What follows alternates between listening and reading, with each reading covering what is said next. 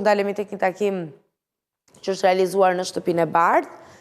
Astronautët e misionit Artemis 2 u shfaqën në zyrën ovale të shtëpisë të Bardhë, ku ju bashkuan presidenti Donald Trump gjatë një sesioni pyetjesh me gazetarët.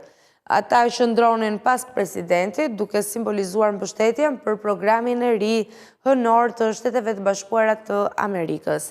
Takimi u zhvillua pranë tavolinës historike ku u firmos edhe rezoluta, mbi cilën ishte vendosur një model i artë i hënës, duke nënvizuar ambicjet për rikthimin në satelitin natyror të tokës. Prania astronautëve theksoi rëndësinë strategjike hapësinore dhe padyshim është një tjetër shprehje e hapur e gjitha ambicjeve të Shteteve të Bashkuara të Amerikës për dominuar në garën për të njohur hapësirën më mirë dhe për të arritur që më në fund të kemi tashmë jo vetëm një vizitë, një flamur të vendosur në hënë, por njëkohësisht edhe një njohuri shumë të mira dhe të dhëna të cilat të jenë të sakta dhe të vinë të përpunuara përmes teknologjive të ndryshme.